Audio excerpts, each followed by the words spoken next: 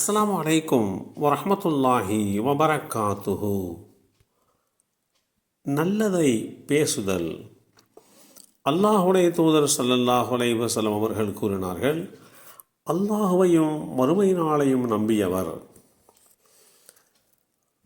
ஒன்று நல்லதை பேசட்டும் அல்லது வாய் மூடி இருக்கட்டும். இந்த செய்தி ஸஹீஹ் முஸ்லிமில் 77 என்ற எண்ணிலே பதிவு செய்யப்பட்டிருக்கிறது. மௌனம் மிகச்சிறந்த நன்மைக்குரியது. மக்களின் அநேக தவறுகள் அவர்களுடைய நாவுகளினால் வெளிப்படுகின்றன. வழிபாட்டில் மிகவும் எளிதானது மௌனம் என்று குறிப்பிடுகிறார்கள். நல்லதை பேசு, இல்லையேல் மௌனமாக இரு என்கின்ற இதே நிலைப்பாட்டை இஸ்லாமிய மார்க்கத்தில் ஒவ்வொருவரும் கடைபிடிக்க வழிகாட்டி தரப்பட்டிருக்கிறோம். யார் வாய் மூடிவிட்டாரோ அவர் ஈடேற்றம் பெற்றுவிட்டார். எவர் அதிகம் பேசுகிறாரோ அவர் அதிகம் தவறுள்ளவராக இருப்பார். எவர் தவறுகள் உள்ளவராக இருப்பாரோ அவர் அதிகம் பாவமுள்ளவராக இருப்பார். அவருக்கு நரகம் மேலானதாகும். இப்படியெல்லாம் இஸ்லாம் மௌனம் குறித்து உண்டான நன்மையையும் மௌனமின்றி இருப்பதனால் ஏற்படுகின்ற தீமைகளையும் குறித்து தெளிவுபடுத்துகின்றது. வணக்க வழிபாடுகள் 10 பங்கு என்றால் மௌனம் 9 பங்காகும் என்றும் இஸ்லாம் அறிவுறுத்துகிறது. சிறையில் அடைக்கப்பட வேண்டிய பொருள் ஒன்று உண்டு என்றால் அது மனிதனுடைய நாவு என்று அப்துல்லாஹ் இப்னு மஸ்ஊத் ரலியல்லாஹு அன்ஹு அவர்கள் குறிப்பிடுவார்கள்.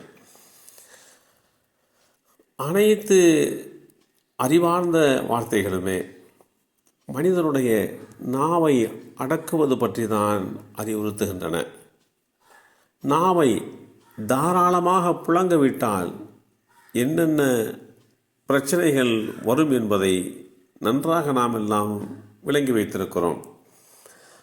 மனிதர்களை நல்லவர்களாக்குவதும் தீயவர்களாக்குவதும் இந்த நாவுதான். நல்லவர்களை கொலையாளியாக்குவதும் கொலையாளியை குணமாளியாக்குவதும் அதே நாக்குதான். அதே நாக்குதான் கவனத்திற்கு உரித்தான ஒன்றாக இருக்கிறது. இந்த நாக்கு சுவர்க்கத்திற்கு கொண்டு போகும், நரகத்திலேயும் தள்ளிவிடுவதற்கு காரணமாக அமைந்துவிடும். நாக்கு ஒரு சதை துண்டுதான், சில அங்குலம்தான் அது இருக்கிறது. அது செய்யக்கூடிய அட்டூழியம் கொஞ்ச நஞ்சம் அல்ல. கொடுமைக்கார அரசனின் நாவினால், அவனால் இடப்பட்ட உத்தரவினால் கோடிக்கணக்கான மக்கள் பாதிப்பு அடைவது உண்டு. அதே நாவை நல்வழிக்கு திருப்பினால் இந்த உலகம் பூத்து குலுங்கும் என்பதுதான் நிதர்சனமான உண்மை. நாக்கு பார்ப்பதற்கு சிறிதாகத்தான் இருக்கிறது. அதனுடைய ஆற்றலை பற்றி அறிய முற்பட்டால் இனிப்பு, உரப்பு, துவர்ப்பு, கசப்பு, கைப்பு இவற்றை நன்கு பிரித்து காட்டுகின்ற அளவுக்கு உண்டான ஆற்றல் மிக்கது. குளிர்ச்சியானதா சூடானதா என்பதை தெரிவிக்கின்ற அளவுக்கு உலகத்தில் உள்ள அத்தனை மொழிகளையும் சரளமாக வெளிப்படுத்தி பேசுகின்ற ஆற்றல் உடையது.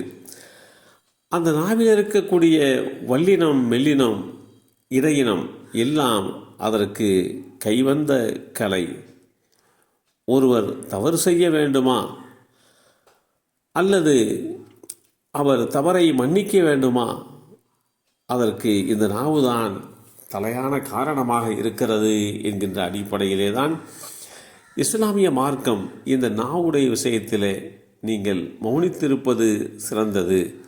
அதிகமாக பேசுவதனால் பாவம் அதிகரிக்கும், மௌனமாக இருப்பதனால் நன்மை கிடைக்கும் என்று இஸ்லாம் வழிகாட்டி தருகிறது. அத்தகைய நடைமுறைகளை பின்பற்றி மௌனத்தை கடைபிடித்து தேவையான பேச்சுக்களை மட்டும் பேசி நன்மையை அடைந்து கொள்வதற்கு அல்லாஹ் அருள்பாலிப்பானாக. அஸ்ஸலாமு அலைக்கும் வரஹ்மத்துல்லாஹி வபரகாத்துஹு.